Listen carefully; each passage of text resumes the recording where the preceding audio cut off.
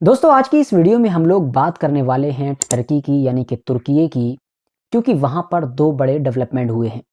पहला डेवलपमेंट तो ये है कि जैसा कि मैंने आपको पहले ही बताया है अपनी एक वीडियो में कि वहाँ पर इस वक्त इलेक्शन का माहौल है।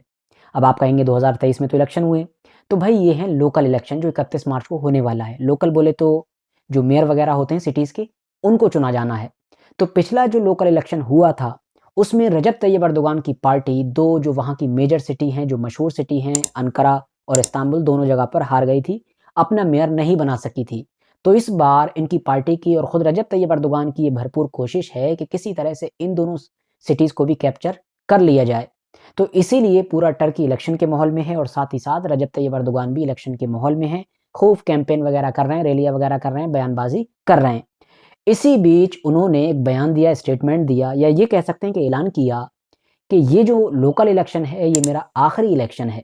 यानी इसके बाद मैं कोई कैंपेन नहीं करूँगा, किसी इलेक्शन में नहीं दिखाई दूँगा। अब इस स्टेटमेंट का मतलब क्या निकलता है जानते हैं? मतलब ये निकलता है कि इसके बाद वो इलेक्शन नहीं लड़ेंगे, यानी जो राष्ट्रपति के तौर पर भी वो गद्दी पर बैठे हुए हैं, जो कि सन 2028 तक उनका दौर है पूरा, जो टर्म पूरा हो जाएगा, तो उसके बाद वो रिटायर हो जाएँगे। अब रिटायरमेंट का तो उन्होंने ऐलान कर दिया, लेकिन उनके बाद उनकी पार्टी से उनकी जगह कौन लेगा, ये बाद में ही तय होगा। इसके अलावा जो दूसरा बड़ा डेवलपमेंट हुआ है वो भी रजब तैयब अर्दोगान के एक बयान से ही जुड़ा हुआ है। इन्होंने इस्तांबुल के अंदर इजराइल और इजरायली प्रधानमंत्री या गवर्नमेंट वगैरह को टारगेट करते हुए कुछ बयानबाजी की है। पहले तो इन्होंने ये कहा कि जो हमास है उसको कोई भी आतंकवादी घोषित नहीं कर सकता, टेररिस्ट ऑर्गेनाइजेशन वेरीफाई नहीं कर सकता। और टर्की ही वो इकलौता देश है कि जो इसके लीडर्स के साथ खुलकर बात करता है, यानी हमास के लीडर्स के साथ, और खुलकर उनका समर्थन करता है, उनको बैक करता है, यानी एक तरीके से सपोर्ट दिखाया खुले तौर पर। इसके बाद वो यहीं पर नहीं रुके, उन्होंने आगे कहा कि ये जो जिस तरह से ये कार्रवाई कर रही है इजरायली गवर्नमेंट, इजराइल का जो प्रधानमंत्री है या इजराइल देश है, ये लोग बिल्कुल नाज़ी की तरह काम कर रहे हैं, हमारे दौर के नाज़ी हैं। और इन्होंने नेतन्याहू की जो तुलना की हिटलर, मोसोलिनी और स्टालिन जैसे लोगों से कर डाली। वैसे तो दोस्तों टर्की के ऊपर शुरू से ही ये इल्ज़ाम लगता आया है, लोग सारे मुस्लिम दुनिया में रहने वाले लोग क्रिटिसाइज़ करते आए टर्की को कि कुछ एक्शन नहीं लिया, पहले तो बहुत बनता था, सिर्फ ज़बानबाज़ी ही करता है टर्की, जिसमें सच्चाई भी है। लेकिन यहाँ पर नोट करने वाली बात ये है कि बाकी सारे मुस्लिम देशों का भी यही हाल है, उन्होंने भी यही किया है, सिर्फ और सिर्फ ज़बानबाज़ी की है या कुछ ने वो भी नहीं किया है।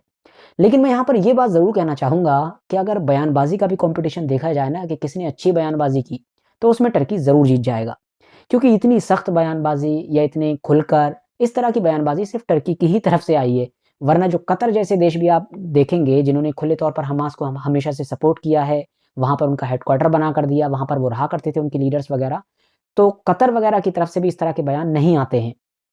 लेकिन टर्की की तरफ से बिल्कुल शुरू में भी इस तरह का बयान आया था जब इज़राइल ये कोशिश कर रहा था कि इंटरनेशनल कोalition बनाया जाए जो हमास के खिलाफ कार्रवाई करे।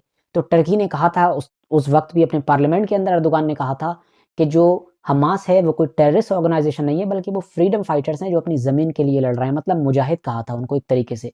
उसके बाद भी वक़्त-वक़्त पर अर्दोगान की तरफ से हमास को लेकर इस तरह के स्टेटमेंट दिए गए हैं।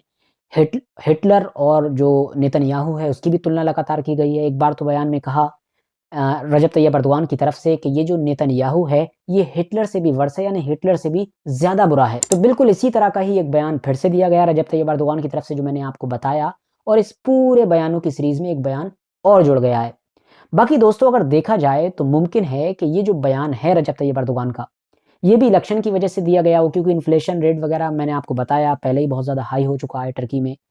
जो आम लोग हैं वो अनएम्प्लॉयमेंट से, इन्फ्लेशन से, गिरती हुई करेंसी से बहुत ज़्यादा परेशान हैं। तो कहीं न कहीं हो सकता है इन्होंने सोचा हो कि थोड़ा-सा बूम और मिल जाएगा इस तरह के बयानों से। इसके अलावा रजब तैयब अर्दोगान की तरफ से वो जो एक स्टेटमेंट दिया गया है जिसमें मैंने आपको बताया, उन्होंने कहा है कि मैं रिटायर हो जाऊँगा, मेरा ये लास्ट इलेक्शन है। उसके बारे में भी मैं पढ़ रहा था। इवन टर्की के भी कुछ जर्नलिस्ट और कुछ एक्सपर्ट्स का ये मानना है कि मुमकिन है रजब तैयब अर्दोगान ने ये सिर्फ़ एक कार्ड खेला हो, इमोशनल कार्ड। क्योंकि वो जानते हैं कि लोग काफ़ी हद तक उनसे नाराज़ दिखाई दे रहे हैं इकोनॉमी की वजह से। तो वो सोच रहे हैं कि उन्होंने इतने साल तक राज किया है, तो ये रियलिटी भी है कि इतने साल तक राज करने की वजह से उनसे टर्की का एक बड़ा जो तबका है, वो इमोशनली भी अटैच है। मतलब उनको अपना मानता है, भले ही नाराज़ हो। तो वो चाह रहे हैं कि मैं कोई इमोशनल कार्ड खेलूँ तो हो सकता है लोगों के दिल में रहम आ जाए और लोग एकदम से फिर से मेरी तरफ वापस आ जाएँ और कहें लास्ट है तो चलो जो भी गलती हो गई तो लास्ट है ही, अब तो बंदा वैसे भी नहीं दिखेगा। तो वोट कर ही देते हैं। तो हो सकता है कि एक्सपर्ट्स का ये मानना है कि हो सकता है कि जो अर्दोगान हैं उन्होंने ये इमोशनल कार्ड खेलने की कोशिश की हो इलेक्शन की वजह से, और जब ये इलेक्शन खत्म हो जाए तो वो अपना माइंड बदल लें, 2028 के बाद भी जो है एक बार फिर से हमें दिखाई देने लगे। लेकिन फिलहाल जो इज़राइल और नेतन्याहू से रिलेटेड जो एक तीखा बयान अर्दोगान की तरफ से दिया गया था, उसका बयान भी कुछ घंटों के बाद नेतन्याहू की तरफ से ट्विटर के ज़रिए यानी एक्स के ज़रिए से दे दिया गया था। मैंने जैसा कि पढ़ा है तो नेतन्याहू ने हिब्रू ज़बान में ट्वीट करते हुए लिखा है कि इज़राइली आर्मी जो सारे कानूनों का पालन करती है, उसको अर्दोगान से सीख लेने की कोई ज़रूरत नहीं है। उस अर्दोगान से कि जो हमास को सपोर्ट करता है, जो कातिल हैं, रेपिस्ट हैं।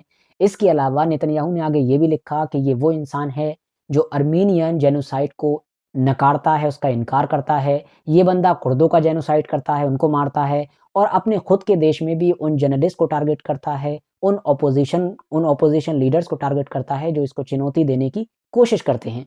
तो ये था नेतन्याहू का जवाब ट्विटर के ज़रिए से अर्दोगान के तीखे स्टेटमेंट पर। अब ये जिस तरीके का बयान दिया गया है उससे ही अंदाज़ा लगा सकते हैं कि वाक़ई अर्दोगान का बयान कुछ ज़्यादा ही तीखा था, जब ही नेतन्याहू को भी इस तरह के अल्फ़ाज़ इस्तेमाल करने पड़े हैं। फिलहाल आज की अपनी वीडियो को हम यहीं पर ख़त्म करेंगे, मिलते हैं बहुत जल्द ही। ये वीडियो अगर वाक़ई इन्फॉर्मेटिव लगी हो, कुछ जानने को मिला हो, सीखने को मिला हो तो ज़रूर लाइक करें और दोस्तों के साथ ज़रूर शेयर करें। और हाँ, इसी तरह की वीडियोज़ देखने के लिए मेरे इस चैनल को सब्सक्राइब करना ना भूलें। साथ ही में बेल आइकन यानी कि जो पास में घंटी दिख रही है उसको भी ज़रूर दबा दें, ताकि जब भी मैं आइंदा वीडियो डालूँ तो आप लोगों तक सबसे पहले पहुँच सके।